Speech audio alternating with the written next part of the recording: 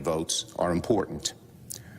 But sadly, this isn't a case of the American people not knowing where their senators stand. Previous efforts, as you probably know, on gun control have failed in the Senate, unable to overcome the 60-vote filibuster threshold. Fox's Kevin Corke in Washington. Texas Governor Greg Abbott says high crime rates in cities like Chicago and Washington prove that stricter gun laws are ineffective.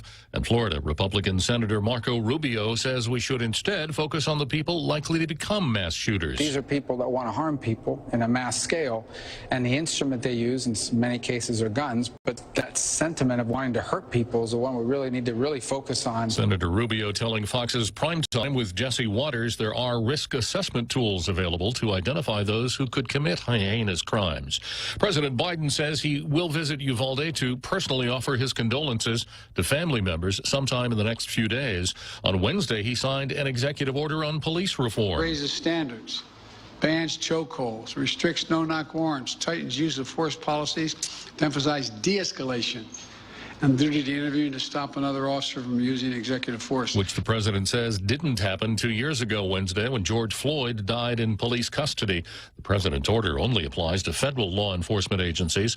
There will be a recount in the Pennsylvania Republican Senate primary, triggered automatically because Dr. Mehmet Oz's lead over David McCormick is less than 0.5%. America is listening to Fox News.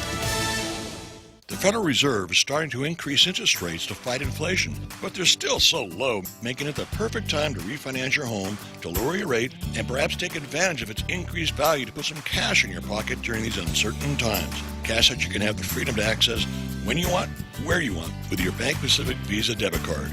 Lower your rate, put cash in your pocket. Access your cash when you want, where you want, with your Visa debit card. Where those put branches, we place roots, and we're rooting for you. Equal housing lender, credit conditions apply. Kings Guam World Tennis Tour, presented by GTA, is bringing international tennis back to Guam. 4 weeks of international play will swing into action with 2 weeks of juniors, followed by 2 weeks of pros, May the 15th through June 12th. The Guam National Tennis Federation will host world-ranked players who will be coming to Guam from all over the world. Netters will compete for ranking points and cash to improve their position among the world's best. Matches will be played daily at the Guam National Tennis Center in Harmon, starting May 15th through June 12th. Special thanks to our platinum sponsors, Dimension Systems, New Gen, American Medical Center, and Morico Equipment. Nothing like high gasoline prices to put a charge in electric vehicle sales. Ernst & Young out with a big study on worldwide adoption of EVs. They say we've reached a tipping point. For the first time, more than 50% of car buyers worldwide say they want an EV. Interest highest in Italy and China, lowest in Australia and the U.S. But the difficulty getting them right now because of chip shortages is a missed opportunity, says Kevin Roberts of CarsGuru.com. New vehicle production's been hampered with a large number of supply chain issues over the past year plus now. And so it's really just kind of an unfortunate timing where, as gas prices are going up. At the EV Go charging stations in Mount Laurel, New Jersey, I'm Jeff Flock, Fox News. Oklahoma's Governor Kevin Stitt has signed into law the country's toughest abortion restrictions, virtually banning the procedure in the state except in documented cases of rape or incest or to save the mother's life. A convicted killer in Texas is leaving death row upright. The Texas Court of Criminal Appeals ruling that Juan Ramon Meza Segundo does not qualify for execution because he is intellectually disabled. Segundo was convicted of raping and strangling an 11-year-old Fort Worth girl who died in 1986. He could be eligible for parole in 4 years. A former reality TV star will likely be in prison longer than that, based on his sentencing Wednesday. Josh Duggar was sentenced to roughly 12 and a half years in prison after he was convicted of receiving and possessing child pornography in December. Prosecutors asked the judge for the maximum term of 20 years for Duggar, who was part of the larger family at the center of TLC's hit series 19 Kids and Counting. Duggar was arrested in April of 2021 after a Little Rock police detective found child porn files were being shared by a computer traced to the former reality star. Michelle Polino, Fox News. And I'm Jack Callahan. This is Fox News.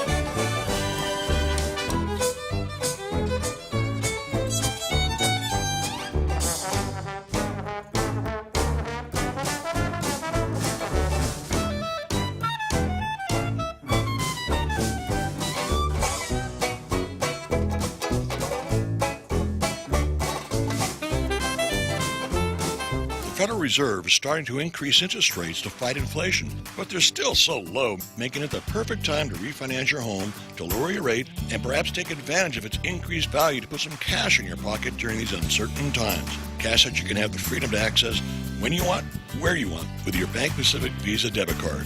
Lower your rate with cash in your pocket. Access your cash when you want, where you want, with your Visa debit card. Brothers put branches, we place roots, and we're rooting for you. Equal housing lender, credit conditions apply. Kings Guam World Tennis Tour, presented by GTA, is bringing international tennis back to Guam. 4 weeks of international play will swing into action with 2 weeks of juniors, followed by 2 weeks of pros, May the 15th through June 12th. The Guam National Tennis Federation will host world-ranked players who will be coming to Guam from all over the world. Netters will compete for ranking points and cash to improve their position among the world's best. Matches will be played daily at the Guam National Tennis Center in Harmon, starting May 15th through June 12th. Special thanks to our platinum sponsors, Dimension Systems, New Gen, American Medical Center, and Morico Equipment. Hafide Guam, this is Governor Lou Leon Guerrero. Our teams at Public Health and GITA are rolling out several new programs to make childcare more affordable for working families while supporting childcare providers and growing jobs. Programa ni Pinila ni Famaguan Guahan launched on April 5th, and we've expanded eligibility so thousands more families now qualify. Please visit guamchildcare.com to learn more about these programs and apply for relief today. This ad is paid for with federal funds administered by the Department of Public Health and Social Services. Listen to The Point anytime, anywhere on Odyssey. Odyssey is your new audio home for all the music, news, sports, and podcasts that matter to you. Find your favorite stations like The Point and discover more. Music stations, local and trusted news sources, sports talk and team coverage, plus today's biggest podcasts. Find it all on the Odyssey app. AUDACY. Welcome to Tall Tales with Bob Klitzkie, the only show on talk radio where common sense is a lot more common. Phone lines are now open at 888-TALK. That's 888-8255. And now, The Point proudly brings you Tall Tales with Senator Bob Klitzkie. A well-regulated militia being necessary to the security of our free state, the right of the people to keep and bear arms shall not be infringed. That's what the Second Amendment says, and I start the show with that respectful reading of that amendment every day, just to put you on notice that this is a constitutionally ordered, conservative call-in talk show. In fact, it's the very best in the afternoon here in the Western Pacific.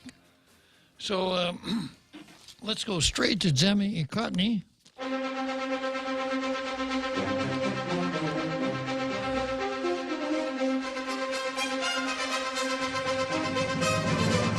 Which is a general matter, is that time of the day when I look to see why neither of the newspapers ran an editorial. The Post hasn't run an editorial for a couple of months now, so we understand that. The Daily News today has run a news story recast as an editorial. I guess they didn't have anything else to write about. And the title is Support. New organization will help strengthen local businesses' economy. Most of us are getting used to seeing faces without masks as we fill up graduation ceremony venues and stroll through the Micronesian Mall. We don't have to show our vaccine cards when we head to the restaurant. Music festivals are returning with vibrant crowds, and Wuhan virus restrictions are, for the moment, fading in the rearview mirror as we forge past pandemic protocols. Thankfully, life as we once knew it at the start of 2020 slowly is returning with cautious optimism in play. And as we welcome this long-awaited return to a more familiar sense of pre-pandemic, and here they go, normalcy. Guys, if you use the word normalcy, that automatically cuts you out of a blue star, as though you were in competition anyhow. Wrong. Try the word normality. a familiar sense of pre-pandemic normality, we can shift some of our focus from containing Wuhan virus to revitalizing our economy and strengthening island businesses. That's what a new group of local business and industry leaders are doing. On Tuesday, members of the newly formed Guam Travel and Tourism Association formally announced its initiatives. We've seen the uptick when we saw visitors coming in from Korea last week, and previously when flights started to come back, said Monty Mesa, general manager of Tumon Sands and Guam Premier Outlets, at the organization's press conference. We're very concerned and interested in charting our journey and bringing back our visitors, and we're tracking this very closely to ensure that all our tenants remain in business. Described as an evolution of the group Protegi Ilinalata, which formed last year in an effort to advocate for more government support for local businesses struggling with the pandemic, the Guam Travel and Tourism Association will focus on supporting businesses that aren't members of other formal organizations. I wonder if tailgaters would be eligible. That's an extremely powerful group, Jose. Yes, sir, indeed. Yeah. We needed to figure out how to help them, particularly those businesses who weren't members of the Chamber or GHRA who are suffering in part of the tourism infrastructure, said Dave Tydenko, CEO, Managing Director for Valley of the Latte at Venture Park. We commend the leaders of the Guam Travel and Tourism Association for their forward thinking. All businesses need this kind of support as we work to revitalize Guam's economy. Well, so much for that. And let's take a peek and see what we've got on the card for today. Once again, it's a really thin card, so if you had ever had an overpowering desire to call in at the appropriate time and say, Bob, I've always wanted to ask this question or make this statement on Tall Tales, but I never had the opportunity, today might be the day. So, of course, we start out with Paul Zerzan versus systemic racism. The Public Law 36-34 Hall of Fame. Anti-colonialism versus abortion. Bishop Cordelleone versus Pelosi. Melvin Wonpat versus Guam. No! This is kind of supplementing Bavacqua versus the Treasury. No! And then we've got the DPRK and China versus Guam. So let's take a look at the Hall of Shame here as far as Public Law 36-34. You know that since the 4th of June, the notices required for every meeting of every commission and board, the 7-day and the 2-day notice must contain an agenda of the meeting, and the agenda must be in sufficient detail as to put on notice the reader as to what will be discussed. I start out with the Northern Soil and Waste Conservation District Board. Does anybody out there in our international radio listening audience know anybody on this board? Because they do it wrong every single time. And the pitfall in doing it wrong is that if you do it wrong, everything you decided in the meeting is void. Even if it's discovered a year down the line? That's right. 5 years down the line? Probably, yeah. 10 years? Well, yeah. Someone can still see it and say, wait a second. That was wrong. Mm-hmm. Yeah. Wrong is wrong. You know, if the passage of time doesn't make something that's wrong all of a sudden right. So on item number 7 here in the Northern Soil and Water Conservation District Board, number 7, new business. Well, what new business? No description. Meaning anything they haven't discussed before, if they could bring up now, discuss it and vote on it. That's what they're telling us. Violation.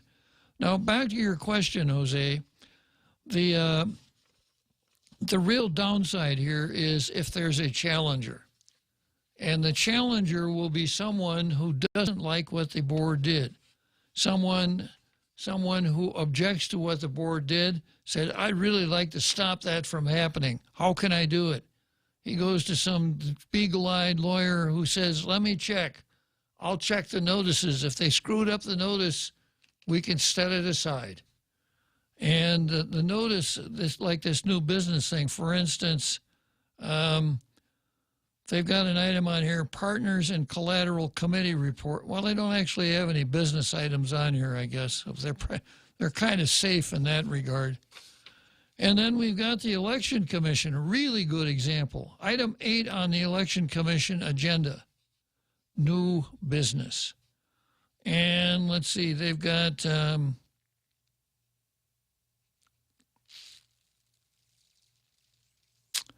old business, A, executive director grade realignment and pay adjustment. So let's say that they go on item 7. Somebody says, I've looked at the papers here on item 7. I think that we should reassign our pay grade to our executive director and we should pay her more money. And I so move. Somebody else says, I second that motion. And the chair says, all in favor? Aye, aye, aye, aye. All opposed? Deadly silence. And some character like me looks at that and says, Maria's a great gal, but this is not the time to be giving pay raises. I'm going to set that aside.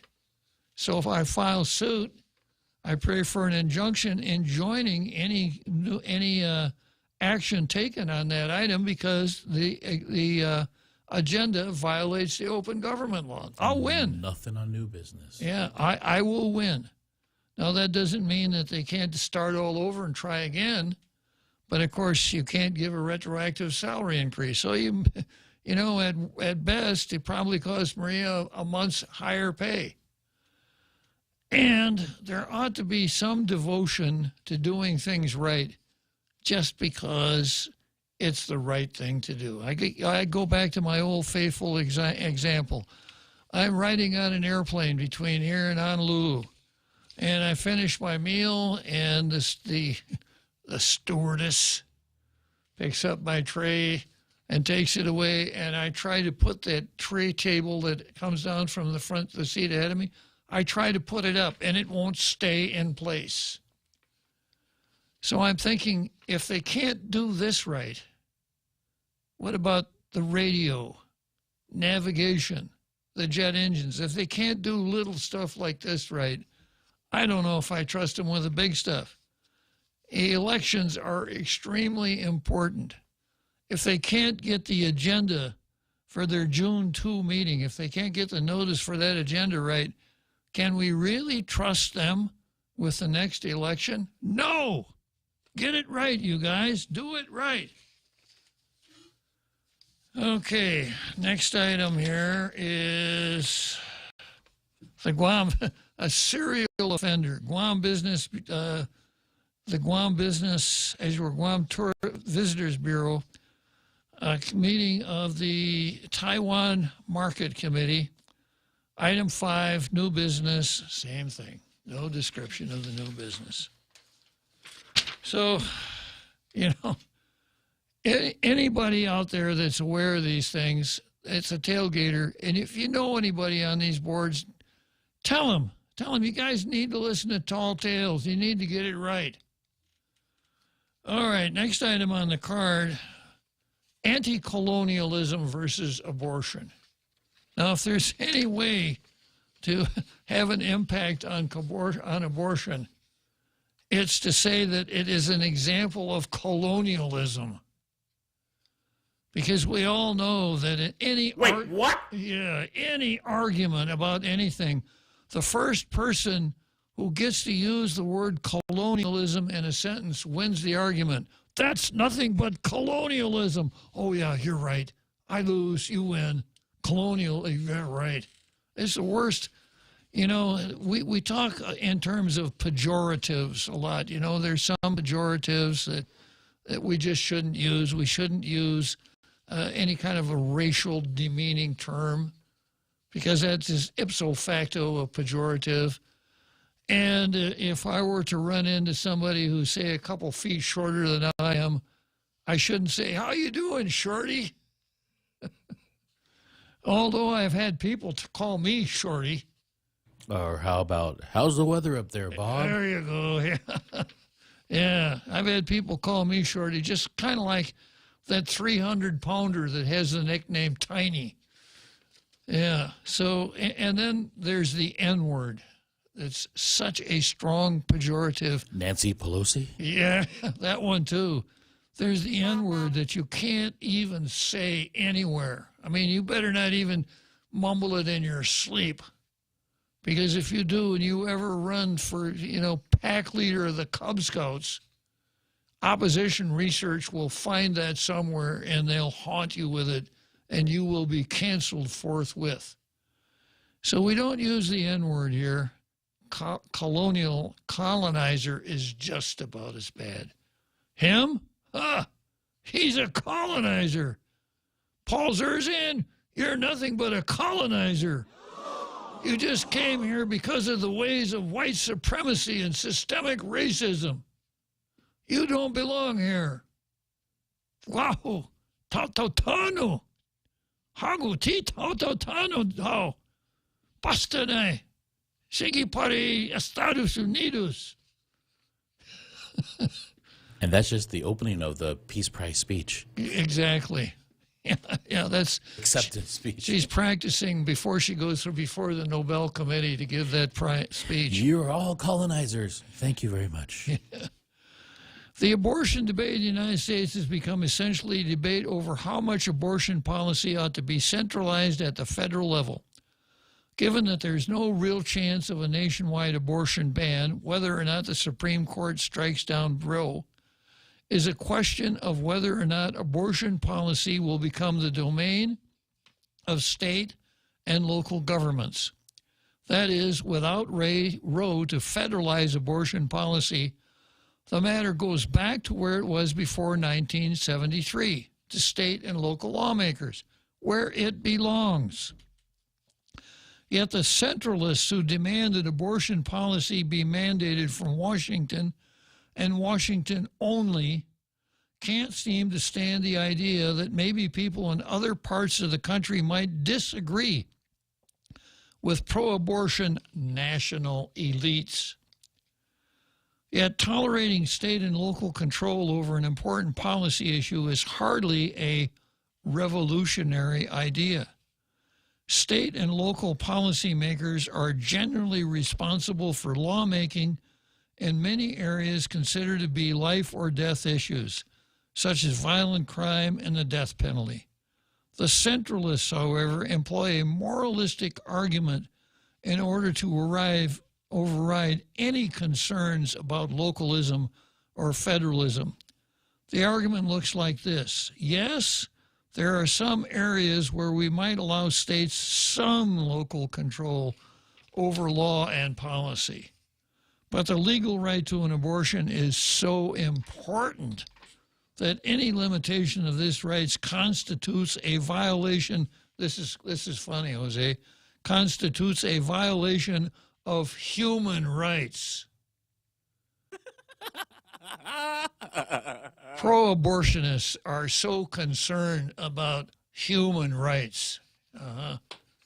It's like the old story about Vietnam. You know, we had to destroy the village in order to save it. We had to kill the baby in order to protect human rights. Therefore, we cannot tolerate any local control because this issue is so important.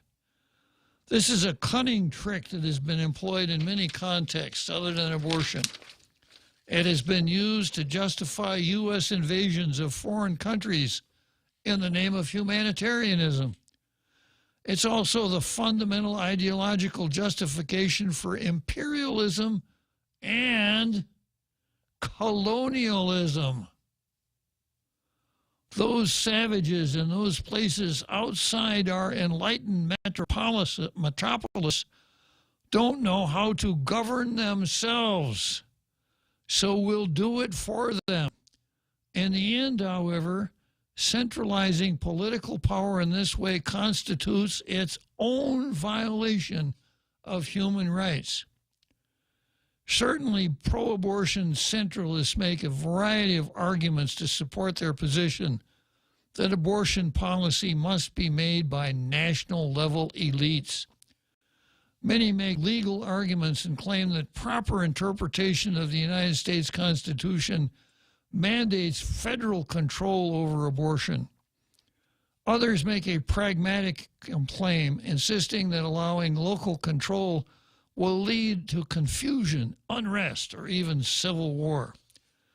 Yet at the core of these arguments is usually a moral claim that legal limits on abortion are so morally wrong as to justify federal intervention regardless of concerns over federalism or local control.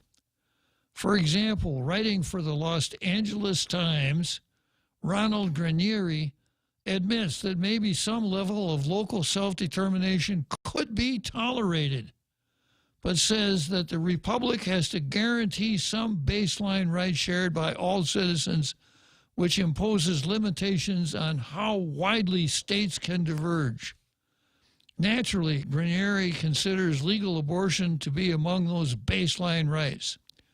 Similar in The Nation, Atama O'Mara opines that Democrats in Congress and the White House must do, quote, whatever it takes to guarantee the legal status of abortion nationwide. O'Mara is clear she considers the situation to be extremely high importance, writing, quote, here we all are staring at the brink of disaster and open season on our fundamental human rights. The right to kill a baby, a fundamental human right. Moreover, as Ruth Marcus wrote in the Washington Post last June, allowing states to make their own laws on abortion would empower them to be agents of oppression. In their view, these are high stakes, to say the least, and it's no wonder the solution proffered is to have the federal government do whatever it takes to guarantee a baseline of rights. Notably, however, op-eds like these never mention how exactly these guarantees are to be made or what doing whatever it takes actually entails in practice. In actual practice, this means you are using the coercive power of the state, what libertarians call state violence, to force compliance with federal edicts.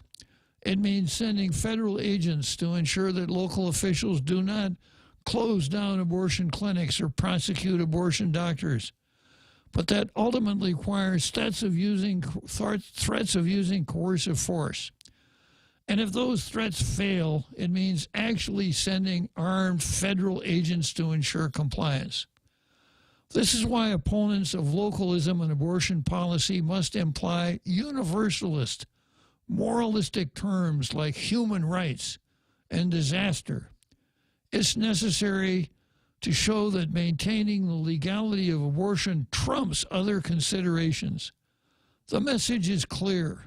Whatever our legal traditions or texts might say about state sovereignty, local control, or federalism, that's all nothing compared to the moral imperative to intervene to ensure the protection of human rights.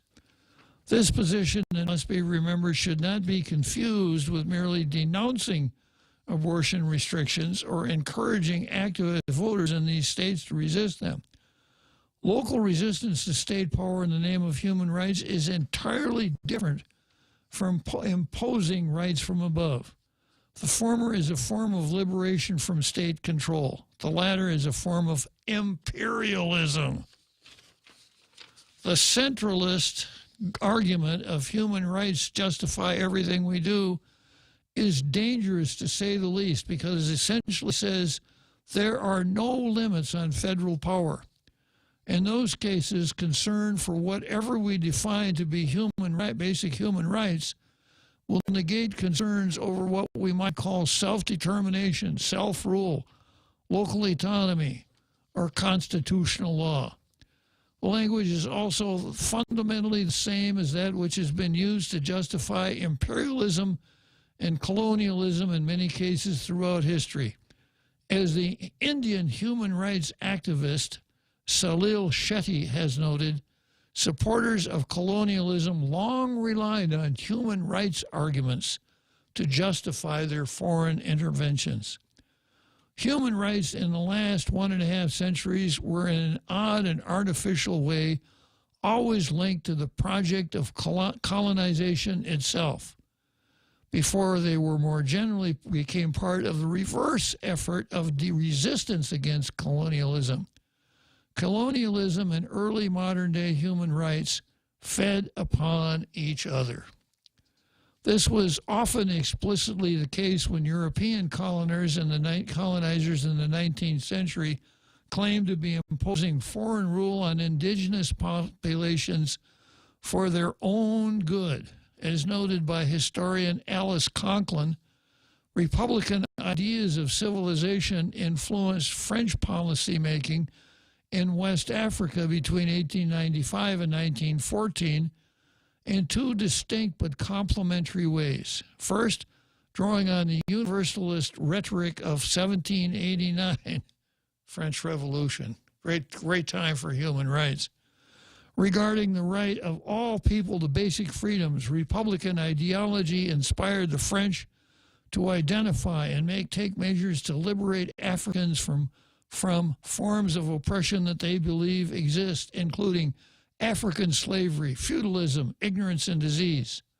Second, liberal ideals encouraged the French to set limits on the amount of coercion the colonial administration could use against the colonized, especially in the administration of justice, use of forced labor. This was done through the legal means of codification, which in turn created the illusion that basic human rights in the colonies were being respected. Both initiatives conspired equally and tragically to legitimate a regime based on the force in the age of democracy. The Americans were similar in their view toward the Philippines. The justification for American intervention there in the early 20th century was that the United States would, quote, civilize the Philippines by Christianizing the population, which was already mostly Catholic, and they're probably one of the most Catholic countries in the world, and also teach the Filipinos to govern themselves in a manner thought to be sufficiently oriented toward American ideas of human rights. The realities of colonization and the denial of self-determination are not just something that occurs in faraway lands where people look different and speak different languages, nor are they negated by the existence of democratic institutions. In his 1927 book, Liberalism, Ludwig von Mises, and that's of course where I got this, recognizes that self-determination is routinely denied even within polities that are democratic. Mises says the situation of having to belong to a state which one does not wish to belong, is no less onerous if it is the result of an election than if one must endure it as a consequence of military conquest. To be a member of a national minority always means that one is a second-class citizen.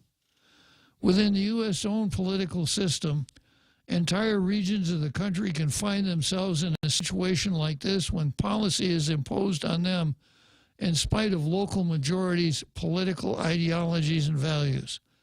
That is, if national majorities are sufficient to keep pro-abortion policymakers in policy at the national level, this means anti-abortion local majorities lack self-determination. Then local majorities have no means of exercising any real control over the national government. These local majorities are essentially in the same position as a colony without a vote or permanent minorities.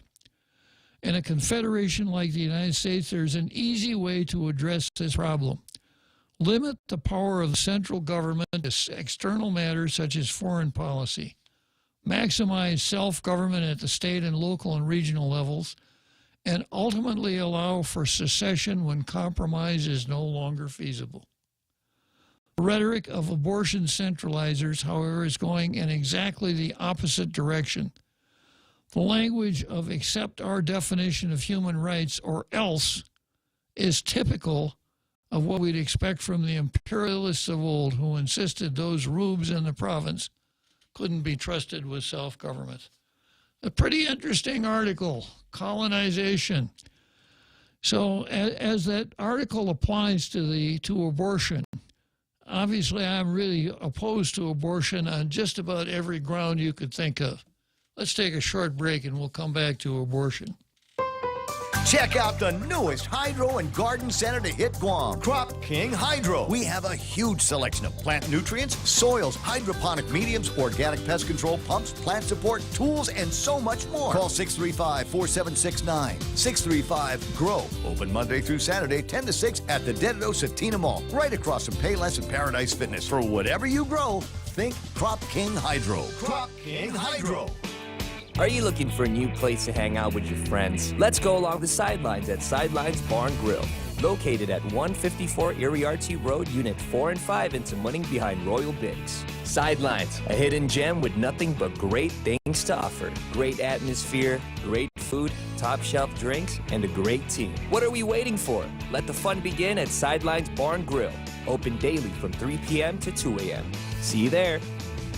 We're already Pika's best radio station, but we're always looking for ways to be even better. Announcing the point on Alexa. In addition to our FM and HD radio feeds, our incredible app, informative website, Facebook Live, and YouTube Live, you can now tell Alexa to stream The Point. And your smart speaker will start playing whatever we're saying. News and views 24/7 with your 4-word command. Alexa, stream The Point. Welcome back to Tall Tales with Bob Klitzkie, Guam's single voice of reason. Call now, 888-TALK. That's 888-8255. Yeah, so that was a long article, and the reason I picked it out was because of the magic word, colonialism, right? And Ludwig von Mises says there can be internal colonization within the boundaries of a polity. And that's exactly what we're looking at here with abortion. Now, before the break, I said I oppose abortion on just about every ground that I can think of. I'm opposed to it on a moral basis. I don't think it's ever correct, ever right, ever moral to take the life of a helpless, innocent human. And I certainly believe that that baby in the mother's womb is a human. I know that the sophists on the pro-abortion side would make all kinds of quasi-scientific arguments to the contrary, but, you know, even the zygote, that fertilized egg, already has DNA. It already has its own identity. Amongst all the other cells in the body, it's different. And so on down the line. So the real stringent pro-abortion say even up until a second before that baby emerges from the mother's womb, abortion's okay. And then we have our governor who says if it's a botched abortion and the baby is born alive, you don't have to provide the baby with care in order to attempt to allow it to keep on living. It would cost too much. I can see some dystopian movie or film about kids who survived abortion are now hunted by bounty hunters because the abortion hasn't ended. Exactly. When is an abortion over? When the subject of the abortion is dead. Yeah. So somebody pays the abortion doctor to do the abortion, and the baby's born alive. This is a breach of contract suit, right? There ought to be damages for that. I'm just trying to fulfill what I promised. Exactly. So I oppose it certainly on a moral basis. I oppose it on a natural law basis. No species of mammal can survive if as part of its life cycle it kills its young. It's just so contrary to nature and the way the world works. You know, all animals, and we're animals, we're mammals. What sets us apart from every other animal in the world is we have a soul. We have consciousness. We have a soul. But unfortunately, we have to darken that soul in order to get on the right side of this abortion argument. You have to really put aside any sense of reason in order to sign up for that. So I'm opposed to it on that basis. I'm opposed to it on a statutory construction and constitutional interpretation basis. The whole thing, the whole abortion doctrine, is built on a foundation of sand. Griswold versus Connecticut, where Mr. Justice Douglas found a right to privacy in the emanations and penumbras of the Bill of Rights, and that right of privacy was the anchor for Roe. So I'm opposed to it on that basis. I'm opposed to it on a common sense basis. Nobody who has a lick of common sense would tell you, yeah, it's okay for a mother to kill her child. Yeah, well, let me refine that question. We know it's not okay for a mother to kill her child, but what? It's okay if the child hasn't been born yet, right? No, your common sense tells you that's a distinction without a difference. But even if I didn't oppose it on all of those different bases, I could oppose it based on the concept of federalism. You'll recall when the United States was founded, it was 13 colonies, each of which entered into a peace treaty with Great Britain. It wasn't the United States that entered the peace treaty. It was 13 individual countries. And they got together and they decided that they needed to have some form of central operation because there were some things that the 13 wouldn't be able to do by themselves. So they came up with the Articles of Confederation, which was a loose-knit federation where each state maintained its sovereignty. In what some would label the Second American Revolution, they got together in Philadelphia in 1781 for a constitutional convention. The rule of decision was to revise the Articles of Confederation and kind of work out the kinks. But what they did was something totally different. They shucks-canned the Articles of Confederation and came up with a new constitution. And that constitution created a federal system. Each of the states delegated a limited amount of its sovereignty to a federal government. If you want to see what exactly was delegated, turn to Article 1, Section 8 of the United States Constitution. There's a list of the things that are delegated to the national, and that's the power that the national government is limited to if you're a strict constitutionalist. You won't see anything in there at all about regulating abortion. Not even a whisper of it. So that's the way we proceeded. So the matter of local conduct was a matter that was strictly left to the regulation of the states. Criminal laws, even civil laws, the civil justice, etc., was all left to the government of each of the states, not the national government. National government was supposed to concentrate on, well, let me get out that list here. And this will show you what the national government was supposed to be doing.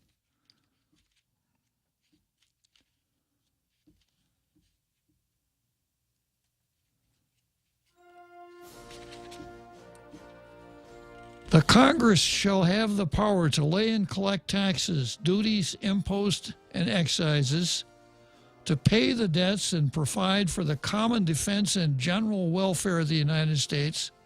And then here's the insular cases right here.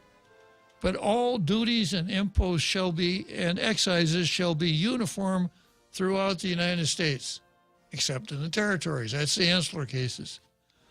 Second paragraph, to borrow money on the credit of the United States. Third, to regulate commerce with foreign nations among the several states and with the Indian tribes.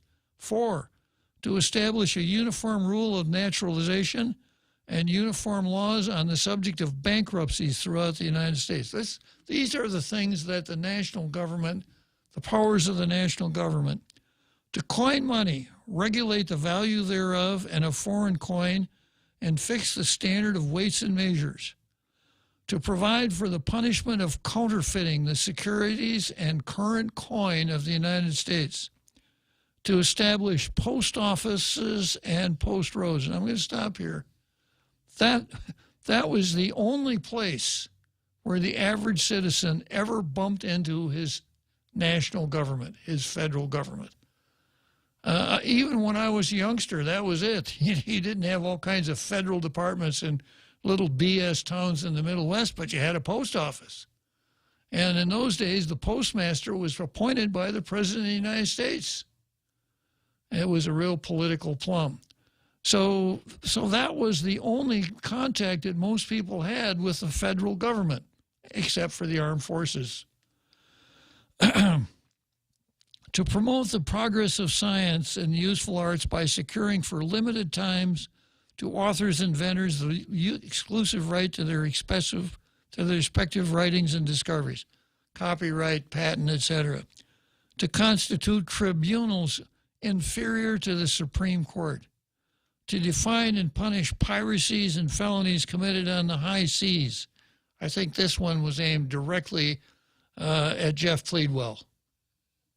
This is the 10th paragraph, the Pleadwell clause. Arr. To declare war, grant letters of marque and reprisal, and make rules concerning captures on land and water. 12, to raise and support armies, but no appropriation of money to that use shall be for longer term than 2 years. 13, to provide and maintain a navy. 14, to make rules for the government and regulations of the land and naval forces, the Uniform Code of Military Justice. 15, to provide for the calling forth of the militia to execute the laws of the Union, suppress insurrections, and repel invasions. 17, to provide for the organizing, arming, and disciplining of the militia, read National Guard nowadays, and for governing such part of them as may be employed in the service of the United States, reserving to the states respectively the appointment of the officers and the authority to training the militia according to the discipline prescribed by Congress. 18, to exercise exclusive legislation in all cases whatsoever over such district not exceeding 10 miles square as may by cession of particular states and the acceptance of Congress become the seat of government of the United States, and to exercise like authority over all places purchased by the consent of the legislature of the state, etc., for the erection of forts, magazines, arsenals, dockyards, etc. That's it. Did you hear anything in there about abortion? Nope. Did you hear anything in there at all about criminal law? Nope. And the reason was that just wasn't the way it was. It wasn't the way it was contemplated. And it isn't the way it's supposed to be. The first time we ever had a federal penitentiary was 1934, when the Leavenworth Penitentiary was built. Up until that time, we didn't need one. There were so few federal crimes on the books, and the federal government was so uninvolved in such things at the local level, we didn't need one. It's when guys like Bonnie and Clyde and Machine Gun Kelly and Babyface Nelson came along that we changed our mind on that. So as far as the regulation of conduct, it had always been, up until we went woke in the United States, personal relations, including marriage, childbirth, criminal law, all these things dealing with individual and personal conduct were functions of the state. Now, I've spent a little time earlier before in the show talking about John Marshall and how he invented the right of judicial review. Actually, he created the Supreme Court out of a really odd set of circumstances, but it's there. And we have recognized everybody but Andrew Jackson has recognized the right of the Supreme Court to declare state laws unconstitutional. Let's take a short break here.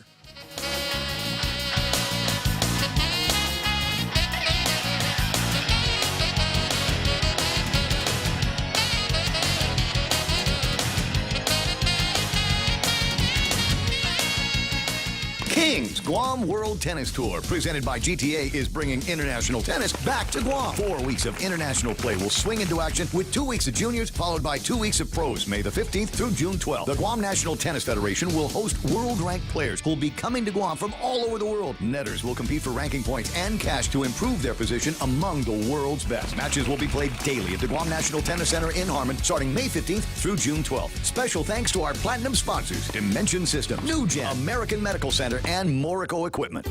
Half a day. Patsy Gogri from Security Title here with information about what a title company does. The title side of our business determines who owns a property and guarantees your ownership with a title insurance policy. The escrow side acts as an independent third party, managing the transfer of money and documents between the buyer, seller, lenders, and others.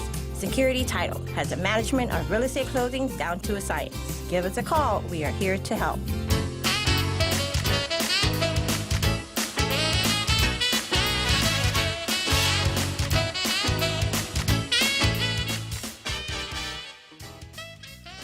Okay, so here we are. I got about 7 more minutes to the halftime show here, folks.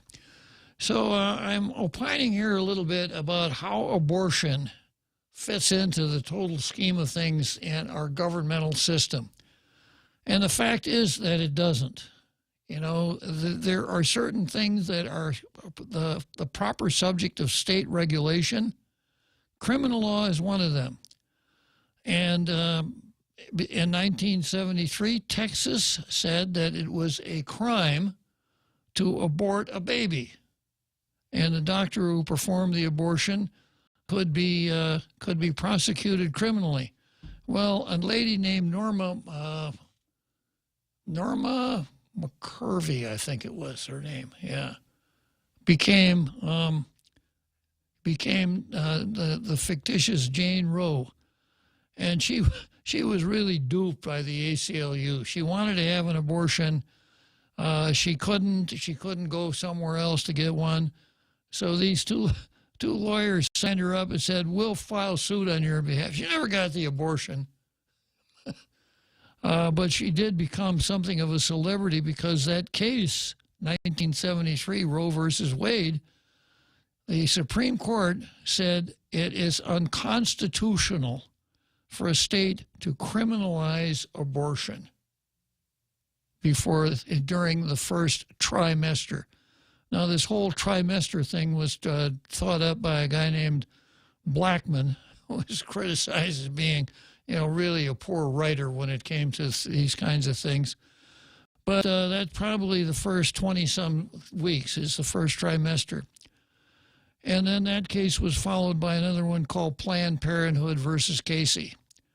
And in both those cases, the high priests of abortion in black robes decided that it would be unconstitutional for a state to criminalize abortion, something that is clearly within the power of the state to do if you understand how the country is put together, and clearly ultra-virus the national government. I get a kick out of Biden saying, we've got to federalize Roe versus Wade. I don't know on what authority the national government could step in. Talking about the lifers saying, stay out of my womb.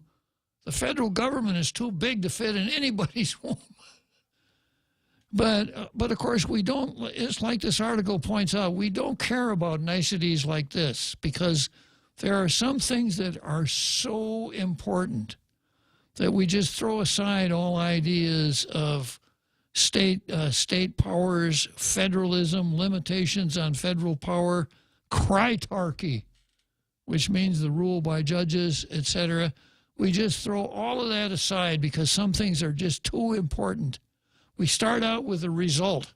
This is the result that we have to have. And if you want justification, we'll work backwards from there and we'll come up with something. And that's basically what we have right now. And it's a tragedy. 62 million helpless, innocent babies have been killed because of what the Supreme Court did in 1973. What was the gender or sex makeup of that Supreme Court again?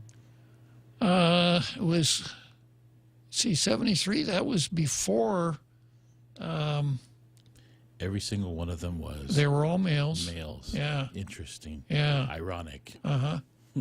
Yeah, that was before Sandy. So, yeah, it was seven males, 2 conservatives who weren't really males. I right? mean, what do males know about women reproductive health? Every one of them should have recused.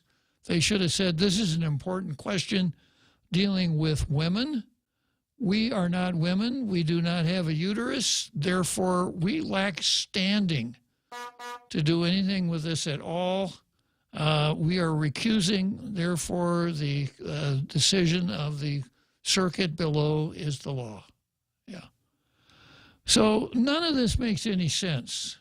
You know, if you really start to parse it and take it apart and analyze it and look at it closely and don't get snowed under by this, well, you know, it's so important. It's got to be a national right. And if it weren't a national right, it would be so confusing because what would be legal in Minnesota would be against the law in Wisconsin. Like we've never had that before, right? Like we don't have it right now. In Chicago, it's illegal for an underage minor to carry a rifle. In Wisconsin, it's not. That's right. Yeah. A really good example is what people bat around here, the term common law marriage. People here don't understand what it means. Wrong. This is what common law marriage means. It means that you are living in a jurisdiction that recognizes common law. You cohabit, you live together, and you hold yourself out as husband and wife. If you do that in a jurisdiction that recognizes common law, there are only about a half dozen of them, then you are married. And Guam only recognizes ceremonial marriage. New Mexico does not recognize common law marriage. Texas does. So let's say that you live in Las Cruces or Anthony, New Mexico. You live in Anthony, New Mexico, and you and your girlfriend live together, but you're in New Mexico. So you drive across the state line into Anthony, Texas. You rent a motel. You register as Mr. and Mrs. Smuckahukowitz, and you tell the manager, yeah, Madeline Maud Smuckahukowitz and I are husband and wife. In Texas, you're married. In New Mexico, you've committed the crime of fornication, which is never prosecuted, but it's still a crime. That's the difference. Nevada has wide open gambling. Utah doesn't even have liquor by the drink in most bars. You know, very restrictive liquor laws. Johnny Utah will tell you about the state liquor stores and some of the clubs there and things like that. And this is not a bug in our system. It's a feature, so that the folks in Florida don't delude themselves into thinking that they need to do the things the same way that the folks in godforsaken Minnesota do. Florida and Minnesota are a little bit different. So it's a great system. I'm going to come back and wrap this up right after the big halftime show, and we'll go on to Melvin Melvin Wanpad versus Guam. And 2 teachers from Robb Elementary School were still living among them. In Uvalde, Texas, Eben Brown, Fox News. There are new calls for gun control from the White House and some members of Congress. West Virginia Democratic Senator Joe Manchin says they ought to be able to do something. If we can't get 70 or 75 senators that won't vote to have a common sense protection of your children and grandchildren, what in the world are we here for? What's your purpose for being in the United States Senate if it's not at least to protect the children? Past efforts at gun control in the Senate have failed, unable to reach the 60 votes needed to overcome a filibuster. Senator Manchin in the past has said he would oppose efforts to end the filibuster rules. They'll count the votes cast in last week's Republican Senate primary in Pennsylvania all over again starting tomorrow because the margin between Mehmet Oz and David McCormick is well below the automatic recount threshold. The canvassing board in Michigan could vote today to throw the two top Republican contenders for governor in Michigan off the ballot if they find that former Detroit Police Chief James Craig and businessman Perry Johnson didn't gather enough signatures on their nominating petitions. Expect court challenges if that happens. The Michigan primary is to be held in August. America is listening to Fox News. Come try Guam's original Chamorro restaurant with Pica's best 5 years running. Mezcla Chamorro Fusion Bistro. Experience Chef Peter's candied salmon over scallion coconut rice, octopus to naktak, Chamorro platter, and their award-winning gourmet hamburgers. Or if you're looking for something healthy, try their keto-friendly menu. Come and enjoy Mezcla's half-a-day service at their Hagåtña and Grand Plaza Tumon location. Call their Hagåtña location at 479-2652 for reservations. The Federal Reserve is starting to increase interest rates to fight inflation, but they're still so low, making it the perfect time to refinance your home, to lower your rate, and perhaps take advantage of its increased value to put some cash in your pocket during these uncertain times. Cash that you can have the freedom to access when you want, where you want, with your Bank Pacific Visa debit card. Lower your rate with cash in your pocket. Access your cash when you want, where you want, with your Visa debit card. Brothers put branches, we place roots, and we're rooting for you. Equal housing lender, credit conditions apply. The Senate holding the confirmation hearing for the president's latest nominee to head the Department of Alcohol, Tobacco, and Firearms. President Biden's nominee for the director of the ATF, Stephen Dettelbach, says in his career as a prosecutor, he has served with Democrats and Republicans. Politics can play no role in law enforcement. None at all. Republicans on the Senate Judiciary Committee questioned Dettelbach's previous support of assault weapons bans, something Dettelbach now says would be up to legislatures to define. On one hand, you don't want it to be so narrow that it doesn't offer the protections that are intended. And on the other hand, you certainly don't want it to be so broad so that it infringes unnecessarily on the rights of citizens. Dettelbach is President Biden's second nominee for the ATF post. His first nominee withdrew, facing bipartisan opposition. On Capitol Hill, Jared Halpern, Fox News. FBI Director Christopher Wray, questioned by the Senate's Budget Committee on border security yesterday, admitted drug traffickers are heavily involved in illegal immigration. You have transnational criminal organizations in Mexico enlisting the help of gangs and other organizations here in the U.S. to distribute the drugs, and there's violence over turf, over distribution routes, etc. Director Wray also acknowledges the border security is national security. Japan's defense ministry says Japanese and U.S. forces have conducted a joint fighter jet flight over the Sea of Japan in apparent response to a Russia-China joint bomber flight while President Biden was in Tokyo. The Japan-U.S. flight on Wednesday meant to confirm the combined capabilities and further strengthen the two countries' alliance. The U.S. also requesting a vote in the United Nations Security Council on imposing new sanctions against North Korea for its recent missile launches, including 3 this week, in violation of UN resolutions.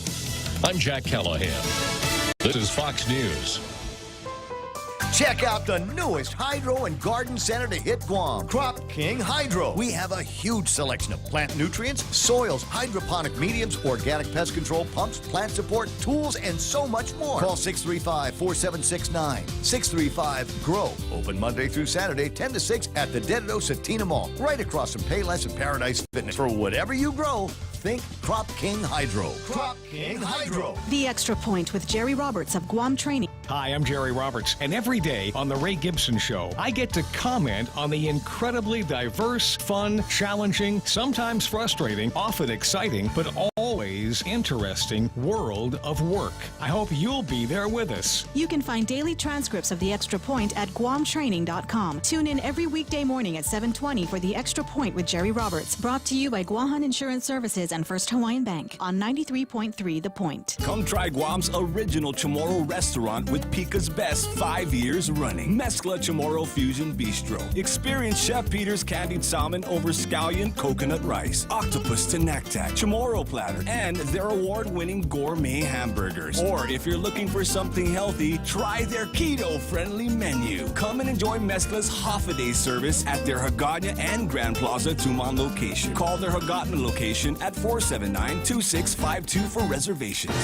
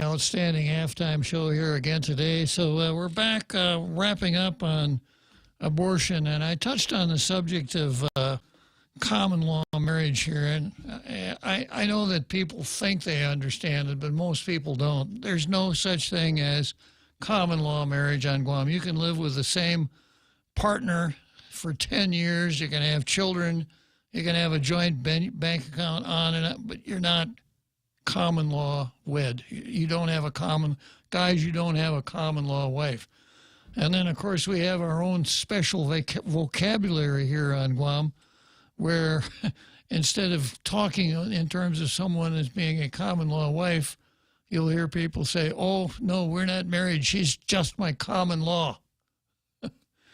So, and the interesting thing about this whole common law marriage institution is nobody pays any attention to it until somebody dies, and that's when it becomes important, because the Social Security Administration will pay survivor benefits to a common law spouse, believe it or not, and certain forms of intestate inheritance would be available to a common law spouse.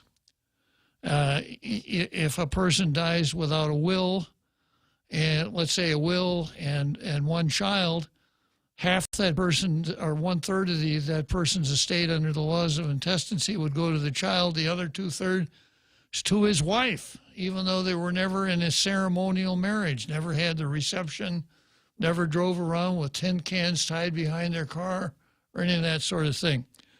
So it's when somebody dies that it becomes important. And then, of course, the proofs are a little bit hard because you don't have official state-produced documents that say that the parties are married.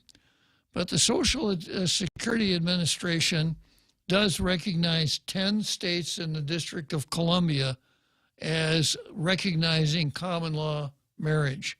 And the 10 states are Colorado, Iowa, Kansas, Montana, New Hampshire for inheritance purposes only, Oklahoma, Rhode Island, South Carolina, Texas, Utah. Those are the 10 states. Yeah. So now there is a section in the Constitution called the Full Faith and Credit Clause that says that every state shall give full faith and credit to the public acts, records, and deeds of every other state. So if John Smuckahukowitz and Susie Schmidt entered into what amounted to a common law marriage in Texas, and then they moved here, and and John died, Mary could make an argument that John and I were married in Texas, and under the full faith and credit clause, that marriage has to be recognized here. So the rules, Guam rules of intestacy, would cut me in for an inheritance. So that's how it works. But if I could give you a little free legal advice, don't do this at home. It's just not a very good way for anyone to conduct his affairs. It's not just a piece of paper. Yeah, right. From a legal standpoint. Okay, now going back and wrapping up on abortion here. So, the lefties would much rather go the judicial route than the popular route, try to convince state legislatures as to what they think the law should be in that state. And, of course, they got everything they want right now, so why would they want to succumb to something like federalism?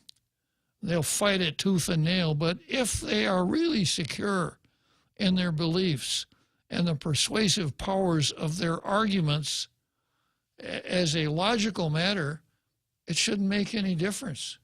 Roe is overruled? Fine. Our argument is so forceful, so logical, and so complete that it'll be just a matter of days before every legislature in the state will outlaw abortion, right? Wrong.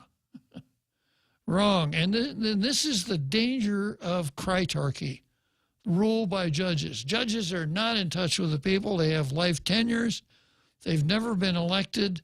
As a matter of fact, a good judge studiously avoids popular opinion when he's deciding a case. It's just a really unfortunate thing that we allow judges to decide matters that are best left to the states and to the people. Yet people go and stand and protest outside of a courthouse. Exactly. As if it matters. And there are laws, I don't know if they're state laws, but there is federal law against protesting or assembling in front of... Attempting to influence a judge. Right. Yeah, exactly. So, of course, a lot of this stuff really, the only real purpose is not to try to influence the decision, but to virtue signal and engage in righteousness preening. You know what? There's also this thing that I'm thinking of where the left has kind of flipped this idea of authoritarianism as their mode of operation now, whereas they don't even want to try to convince you of their virtues. They just want to force you into it. Exactly. Authoritarian is always bad as far as the left is concerned, unless they are the authoritarians. They were all for free speech. I used to think the ACLU was a great organization, going out and defending freedom of speech, but not anymore. Now the left says freedom of speech only extends to approvable speech, but not hate speech, stuff we disagree with. And in putting so much emphasis on judicial decisions, turning their backs on democracy, which, they call themselves Democrats. What's in a name, right? Okay, let's move on to Melvin Wonpat versus Guam. Speaking of authoritarianism, right? UN committee urged to organize visiting mission to Guam. The United Nations Special Committee on Decolonization was once again urged to help organize a visiting mission to Guam. Well, if they do, by God, I'm going to demonstrate. I'm going to stand out in front of the courthouse with a sign in order to assess first-hand grievances filed by indigenous residents and its own special rapporteurs. Now, you remember when they made such a big fuss about the 3 rapporteurs? And I read their reports and compared them to some stuff that Julian Uggan had submitted to the rapporteurs and found an amazing similarity there. I think they must have hired Pacific News Center as a consultant on plagiarism to help them get...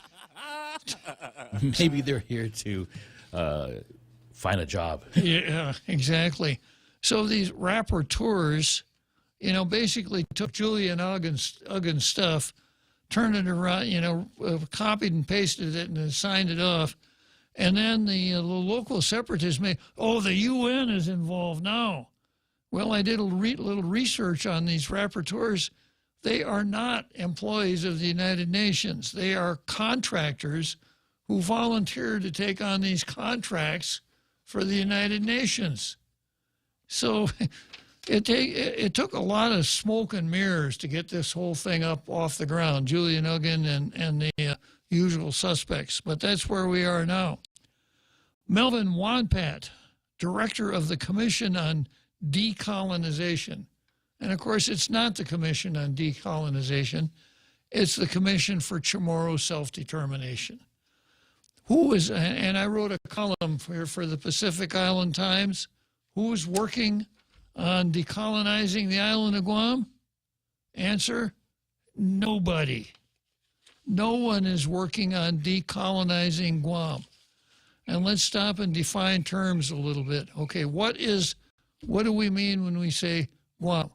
Guam is an island, 212 square miles of land in the Western Pacific. I think it's 13 degrees north latitude, something like that. That is Guam. Guam is a territory of the United States. When you're talking about Guam, you're talking about one of those two things. I can't think of anything else that could come under the headline of Guam. Guam is an island. Guam is a territory of the United States. Some people can't figure out if they live in Guam or on Guam. Well, you live in the territory of Guam. You live on the island of Guam. The territory of Guam is coterminous with the island of Guam. The borders of one are the borders of the other. So no one is saying that the island of Guam is a colony and should stop being a colony by being an independent state, independent of American sovereignty. No one is saying that.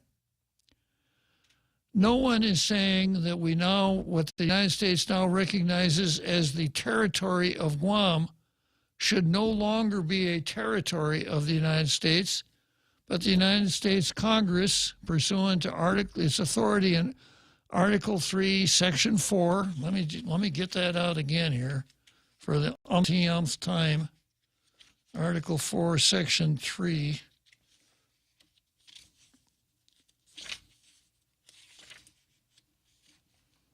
The Congress shall have the power to dispose of and make needful rules and regulations respecting the territory of the United States.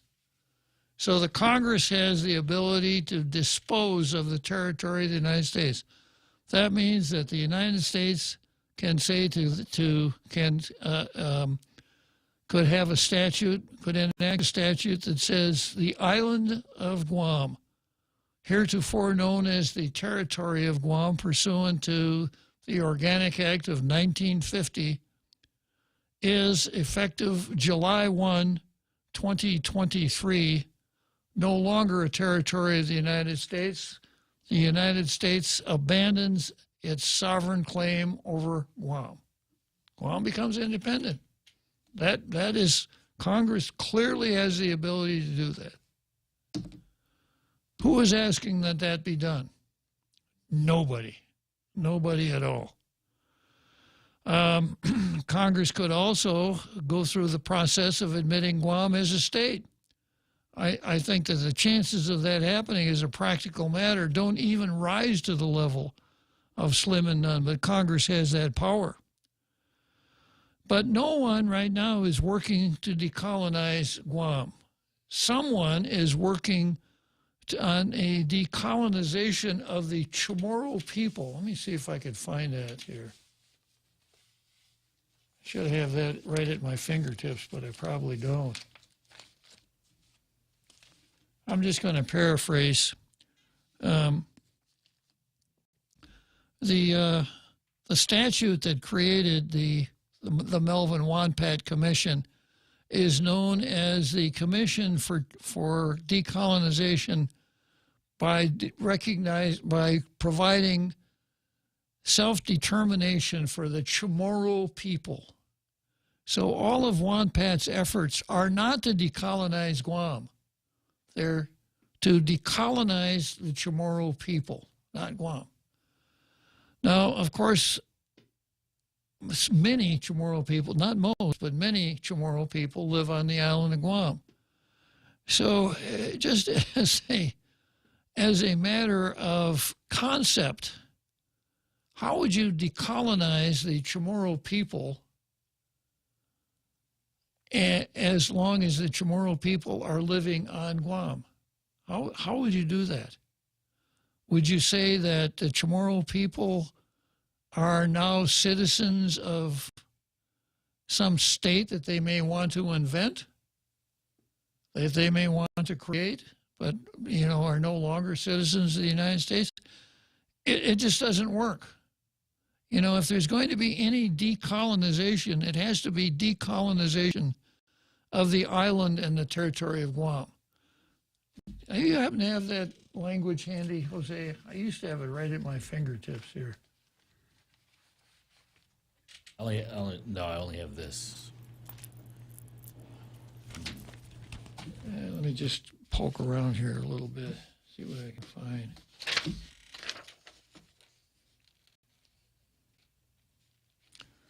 Yeah, I didn't properly prepare here. I should have that statement right here in front of me.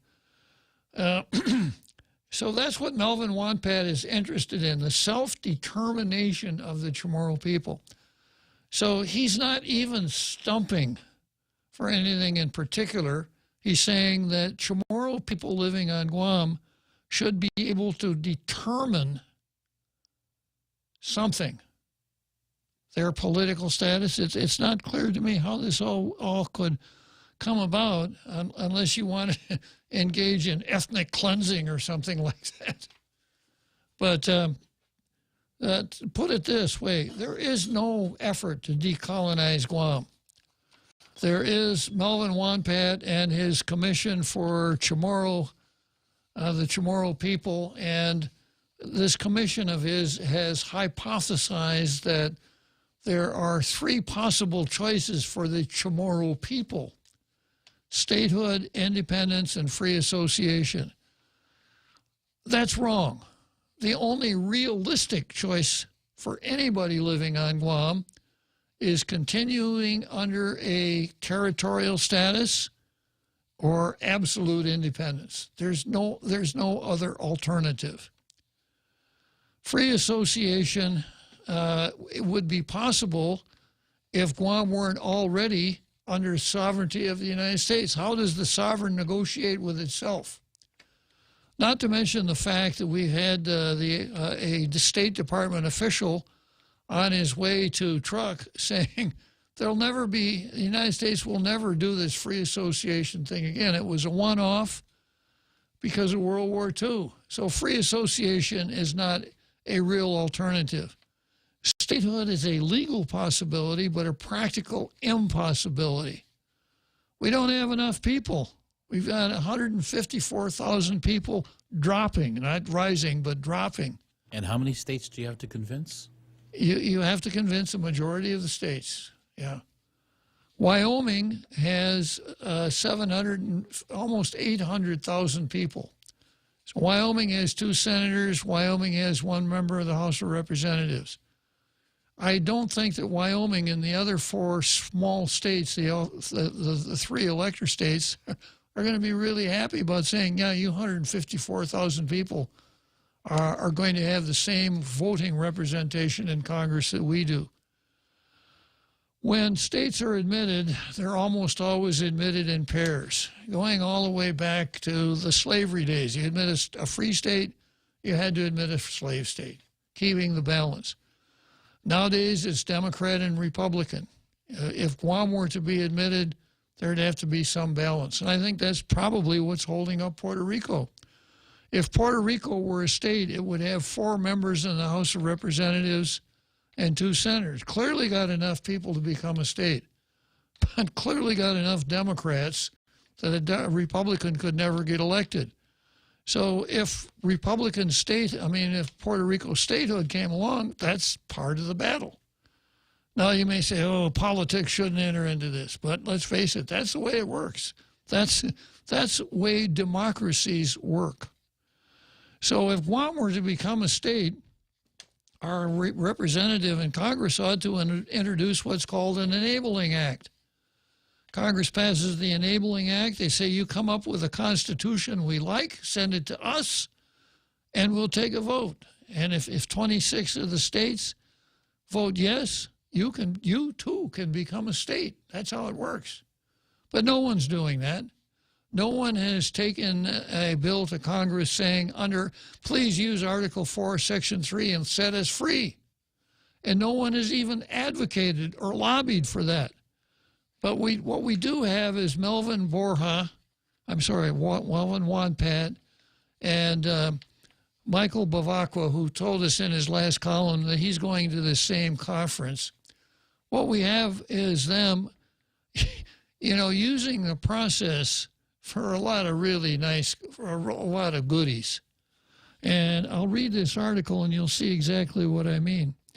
Melvin Wanpat, director of the Commission on Decolonization, made the request on behalf of Governor Lulian Guerrero.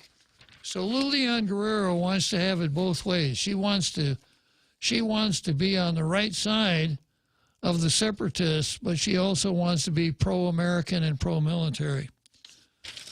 Okay, so the sentence, Melvin Wanpat, director of the Commission on Decolonization, made the request on behalf of Governor Leon Guerrero during the committee's regional seminar held earlier this month in St. Lucia. Now, this is a seminar dealing with decolonization in the Pacific.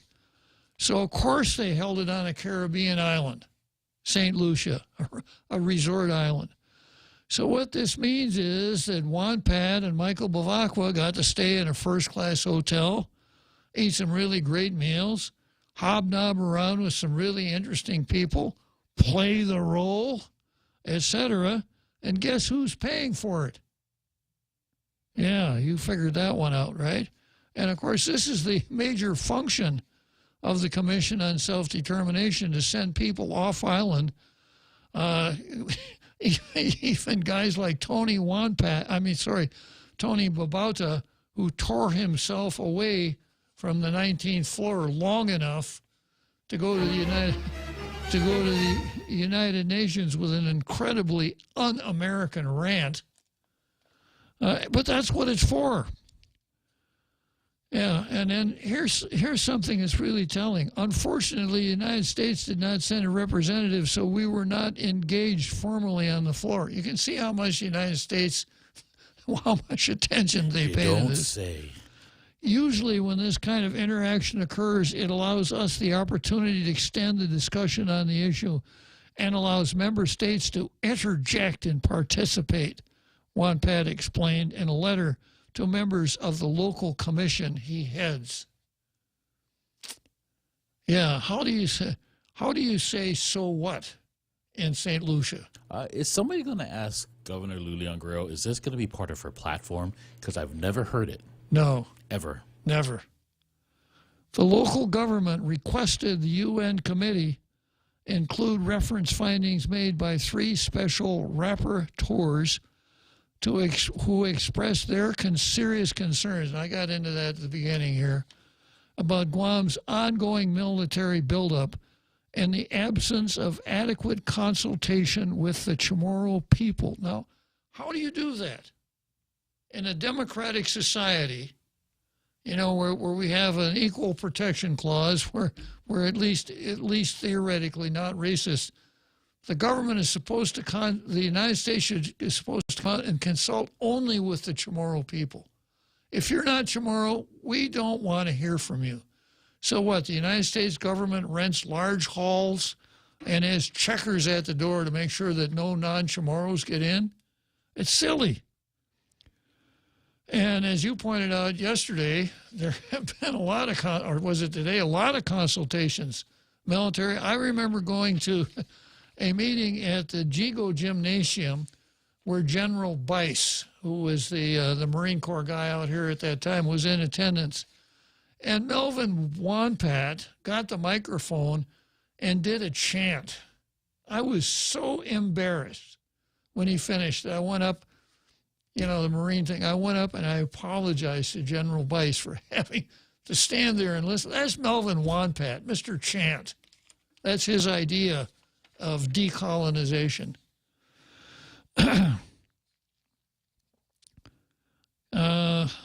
So the local government requested the committee to make reference to the findings of the three who expressed their serious concerns. And, of course, that's Julian Uggins who wrote the stuff for the three rapporteurs. Special rapporteurs are officials designated by the UN who work on specific issues of a country or a specific mandate. The three rapporteurs made the report about Guam public last year and covered the areas of human rights obligations relating to the enjoyment of a safe, clean, healthy, and sustainable environment, the rights of indigenous peoples, and the implication for human rights of the environmentally sound management and disposal of hazardous substances and waste. It's just a propaganda initiative, primarily dealing with the rifle range at Anderson, is what we're talking about. As the special rapporteur asserts, the U.S., in terms of general observations, is a nation full of paradoxes when it comes to human rights and minorities, where indigenous peoples' experiences have for centuries been one of dispossession, brutality, and even genocide. For the Chamorro people, this experience is also marked by America's selective application of domestic law, which serves to prolong Guam's colonial status. Wonpat testified. There should be a footnote here. See anti-colonialism versus abortion. Right. The federal government, according to Wonpat, continues to hinder and obstruct colonized people of Guam's inherent right to self-determination. Now, where is Guam's inherent right? Do I have an inherent right? Nope. No, I'm not Guam. I'm not Chamorro. That's not even in the statute. Nope. Guam's inherent right to self-determination and genuine decolonization. One main example of these efforts is the imposition of uncontrolled immigration into the island. I think they must be thinking of Texas. And the federal government's position that all of Guam's population, not just indigenous Chamorro people, participate in self-determination plebiscites. That would be outfits like the Ninth Circuit. Wait, didn't he say Guam? Mm-hmm. But now not Guam. Yeah. All of Guam's population, not just indigenous Chamorro people. Wonpat cited statements made by the General Secretary of the Unrepresented Nations and Peoples Organization, an organization Guam recently joined, which claimed policies that lead to demographic decline in Guam is an issue that is superbly ripe to be referred to the International Court of Justice. Yeah, Guam's decline in population caused by so many Chamorros relocating to the United States. Quote, with the support of this body, Guam would like to pursue this action with the ICJ, and we further request that the special rapporteur's findings be referenced and included in any documents pertaining to Guam put forth by the committee. Now, we sent him all the way over there for that, right? The committee was also represented with Giha Mota, a federally, locally funded study, as you were, on self-determination for Guam. Giha Mota means our way forward in Chamorro. It was described to the UN committee as the first of its kind. The study, which will be launched Friday, consists of two main parts. An assessment of Guam's lack of self-governance, authored by Carlisle Corbin. Is he a colonist? colonizer, and an analysis of various issues, benefits, and challenges related to the 3 recognized potential political status options for the island. At over 500 pages, the self-determination study is the foundation of Guam's community education campaign. I shudder when I think of Melvin Wanpat's community education campaign. You know, in a way, we don't have self-governance because we have an executive who has taken sole authority over the island. In a sense, that's true.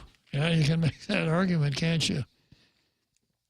Though this study was partially funded by the United States, our administering power has simultaneously prevented a self-determination plebiscite. Okay, let's head for for Wrigley Field. 7th inning stretch. Half a day. Patsy Gogri from Security Title here with information about what a title company does. The title side of our business determines who owns a property and guarantees your ownership with a title insurance policy. The escrow side acts as an independent third party, managing the transfer of money and documents between the buyer, seller, lenders, and others.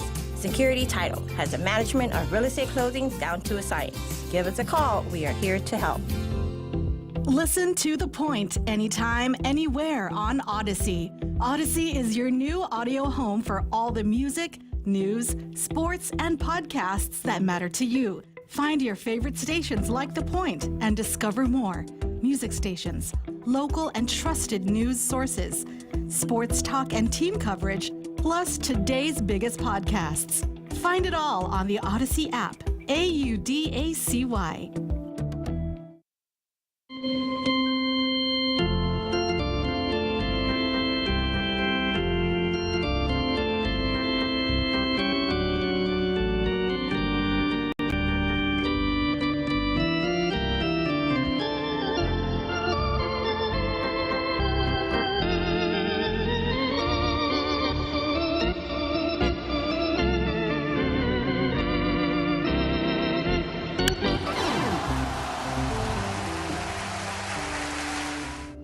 Okay, here we are, Wrigley Field in Chicago, world's most beautiful ballpark. It's the 7th inning stretch, 2 more innings to go in today's Tall Tales. Jose, I noticed we had a phone call during the time I was talking. Did that guy just get tired of waiting? Yeah, it was Kellis had a question or a comment about separatists and a constitution. Let's hope he calls back. Yeah, it was a good comment. Yeah. Okay, so I'm just about done with this article here. Though this study was partially funded by the United States, our administering power has simultaneously prevented a self-determination plebiscite, yet continues to assert that Guam is self-governing, Wanpat said. Nonetheless, we are grateful for the opportunity to raise awareness about the inequities that we face and believe the study can be of great value to other non-self-governing territories. It's just too much. It's just too much. This constant gaslighting of the people. This idea that Melvin Wanpat has some magic charter that allows him to go wherever he wants and say whatever he wants. And then and does this in the name of the governor, and the governor apparently acquiesces in it. No such mandate. Yeah. And, if she ran, she was going to be the governor of all the people. And what Melvin Wanpat is doing fits right into the critical race theory playbook. It's not racism, it's anti-racism. We've got to discriminate here in favor of Chamorros because of all of the horrible things that the United States has done to the Chamorros in the past. It's just really too much. I'd like to see a courageous senator introduce legislation to abolish the so-called Commission on Self-Determination. We don't need it. It's counterproductive to what we're trying to do. It costs us about $1 million a year that we could spend on something a whole lot more worthwhile. And we wouldn't have to be dealing with Melvin Wonpat and his expensive trips to resort islands. So maybe we have a clear idea what the IN crowd is. Because remember this quote you have on here from the Great Pronouncements page from Governor LG. I think the route to go is to get out there and let's vote for it, the governor said, later adding, if I had it my way, I would vote tomorrow, and I would only vote with native inhabitants. That's right. Those are words that should not be forgotten come election time. So everybody else who is not a native inhabitant, who are you voting for? Who should you not vote for? Who should you not vote for? Yeah. Who's representing you? Yeah, nobody. I got to find that. My paper's got all messed up here.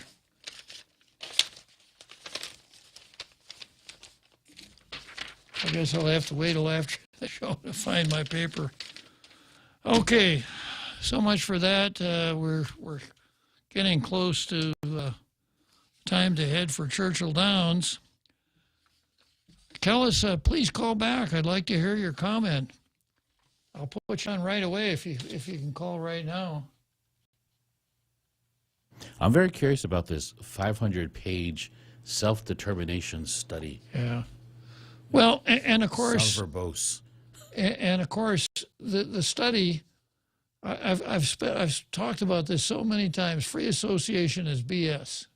Statehood is a practical impossibility. Independence is a legal and practical impossibility. So there's one real choice on that list. The other choice is unincorporated territory of the United States. Nobody will ask about that. No one wants that on any ballot, any poll, or anything like that, because my sense is it would poll about 65% approval. People are not dissatisfied with the situation we're in as part of the American family, no matter how hard Wonpat and Bavacqua try to stir up that dissatisfaction. It hasn't worked so far. Okay, let's head for Churchill Downs, and then I'll come back to Guam and the DPRK versus, DPRK in China versus Guam. Subway's Eat Fresh Refresh does it again, bringing back a classic fan favorite on the menu. The roast beef returns. And not just any roast beef, it's choice Angus roast beef, flavorful and satisfying on its own, or layered with oven-roasted turkey and Black Forest ham in the Subway Club. Whether you're a choice Angus roast beef purist or like the variety of the Subway Club, both come piled high on hearty multi-grain bread with fresh hand-sliced veggies. Get your fill of the new roast beef at Subway. Eat fresh. Hafaday, Patsy Gogri from Security Title here with information about what a title company does. The title side of our business determines who owns a property and guarantees your ownership with a title insurance policy. The escrow side acts as an independent third party, managing the transfer of money and documents between the buyer, seller, lenders, and others. Security Title has the management of real estate closings down to a science. Give us a call. We are here to help.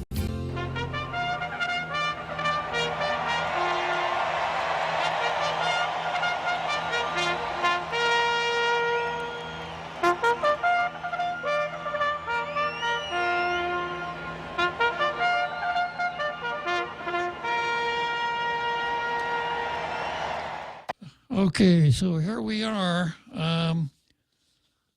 at Churchill Downs for the home stretch on Tall Tales for today. And I did find my list of important quotes. And here's what the governor said. Here's a couple of things the governor said. We are transparent and accountable to the people.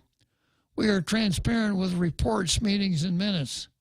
As far as I'm concerned, we're following everything that we're required to do, except your agencies are violating the open government law on a daily basis, Governor. And then she said, I think the route to go is to get out there and let's vote for it, the governor said, later adding, if I had it my way, I would vote tomorrow, and I would only vote with native inhabitants. So if you're not a native inhabitant, you don't really have anything to say about the territory in which, on the island in which you live. Just keep your mouth shut, go along with the flow, make a contribution to Governor Leon Guerrero's campaign, you might be okay. And we've seen how she's been able to have it her way. Absolutely.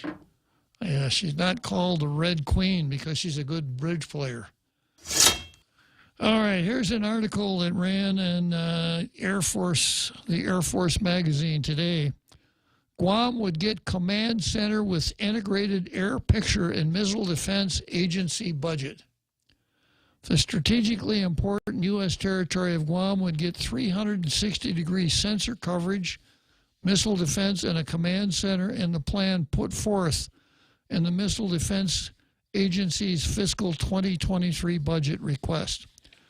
MDA Director Vice Admiral John Hill made the case for the array of new defensive systems during a May 23 event of the Center for Strategic and International Studies in Washington, after highlighting all the capabilities that would be located on the island if Congress approves the plan.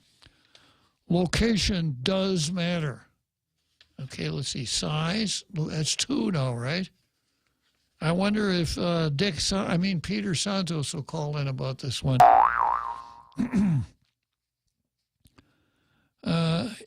If you just look at where Guam is on the map, it's inside an area that is absolutely tactically relevant.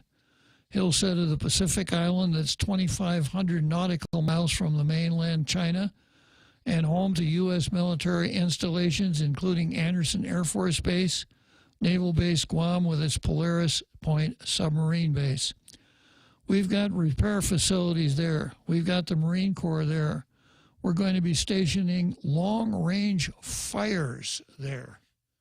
Now, fires is the Army's way of talking about artillery. But they may very well mean something more along the lines of rockets and drones. It needs to be defended, Hill said. He said Guam is not yet defendable against ballistic, cruise, or hypersonic missiles.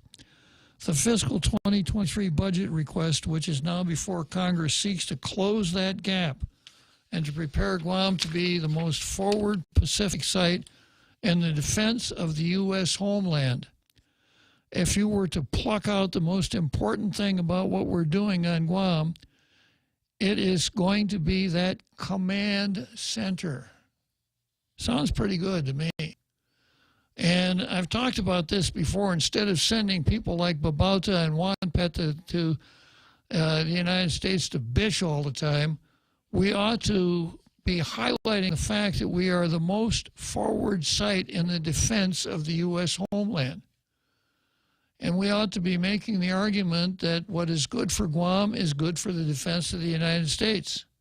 If we have a population with the requisite services provided by the national and local governments, it makes defense of Guam just a little bit easier.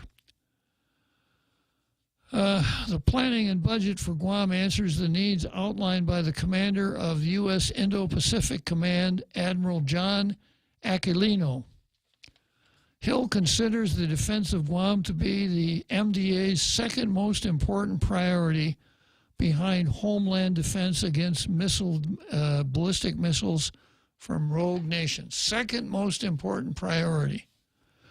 MDA's budget requests $539 million for the architecture work and for design and development of multiple land-based radar systems and procurement of weapon systems components. If you look at how you fight the battle in the Indo-PACOM region today, it's fairly dispersed in terms of command and control, Hill explained. So you really need to have an area that brings in all the space and land-based, sea-based assets from a sensor perspective, infuses that data, and then selects the appropriate way to go after it. Aquilino and his team will be part of the development process, ensuring that the command and control center is appropriately laid out for mature technologies and technologies of the future. Part of the MDA's vision is giving the Indo-PACOM commander a single integrated air picture. The Air Force already has the data streams He said, and the command and control center will bring them together in a way that is operational for the war fighter. Yes, it's a challenge. I think it's the hardest thing we're going to do, and that it's the most important aspect about Guam. You could talk about radars and launchers and weapons all day, but if you don't have command and control right, none of that will matter. Now, I'm going to stop here right now because I got a couple callers, and I only got 9 minutes to go, so I don't want to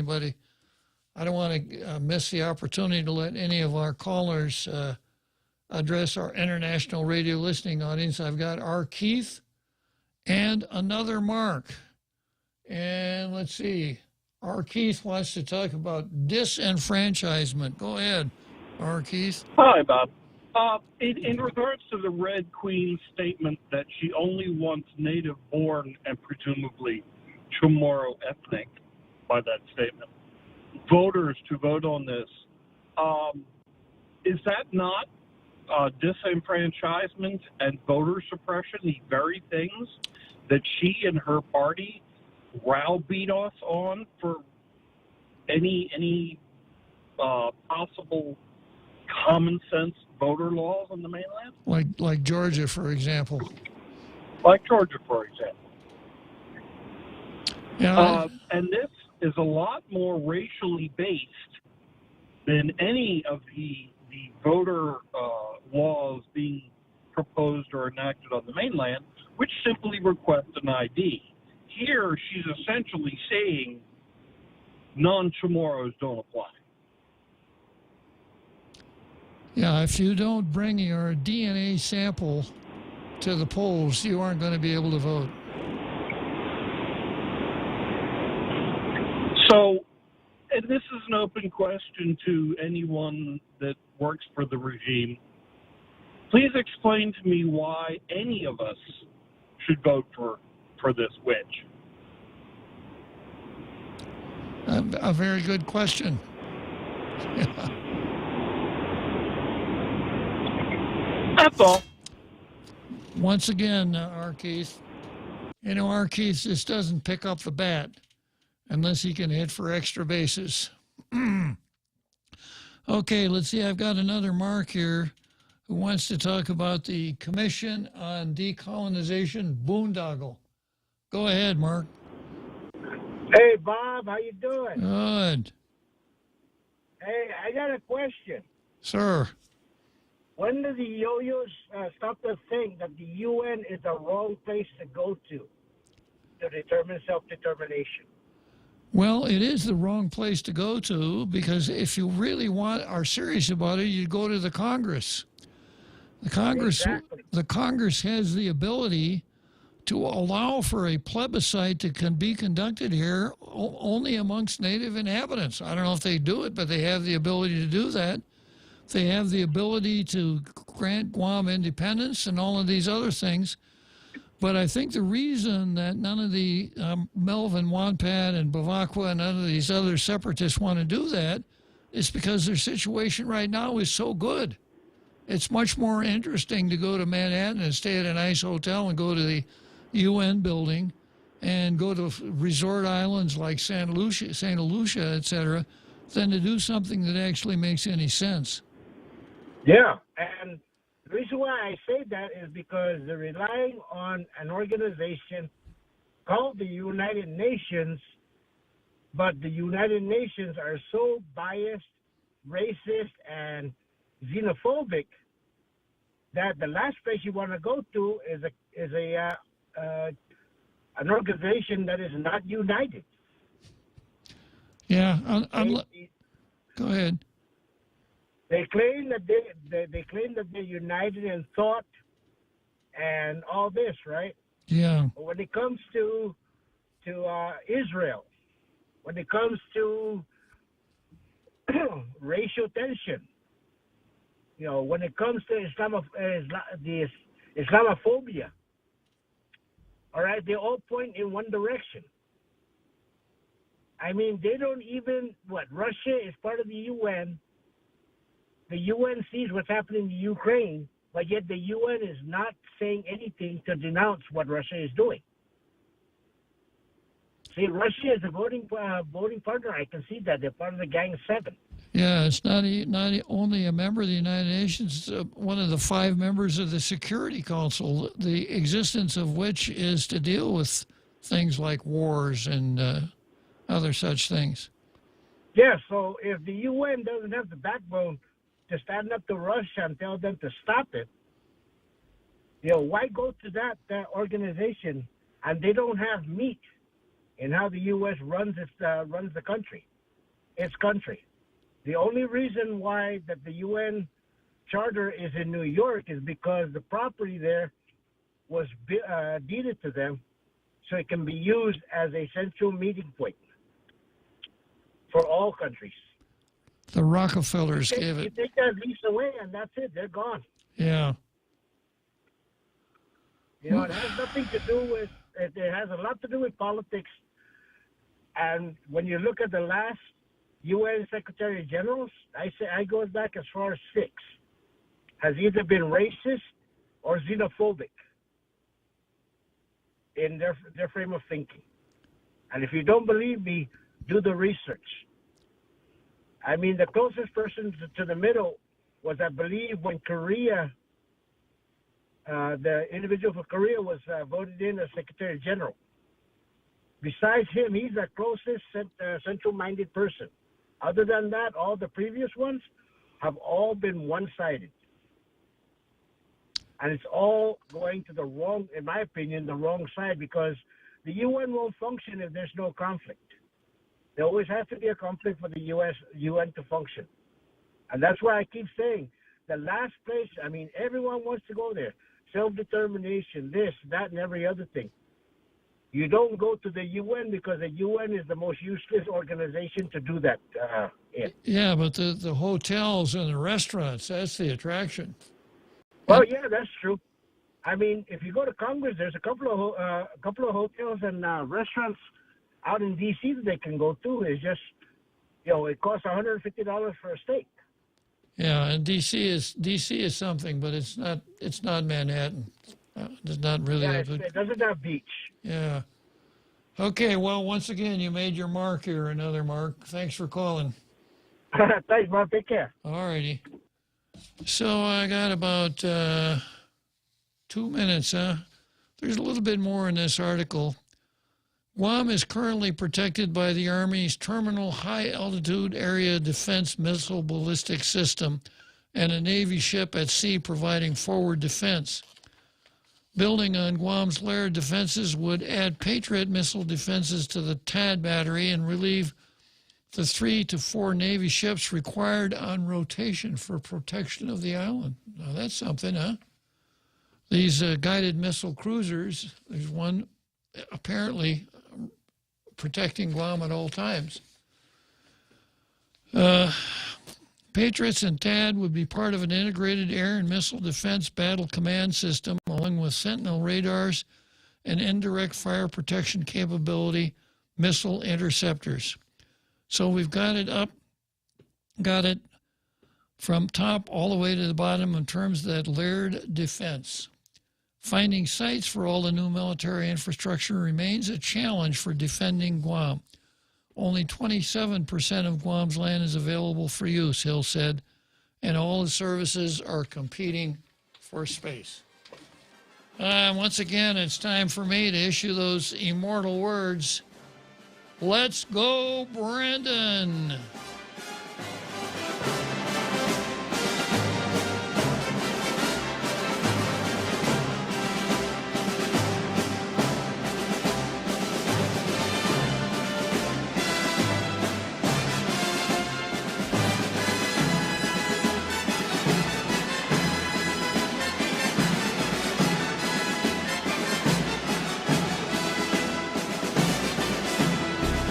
The Point is KUSG, Hagåtña, Guam, 93.3 FM. and 104.3 HD3. Police hesitated. I'm Jack Callahan, Fox News.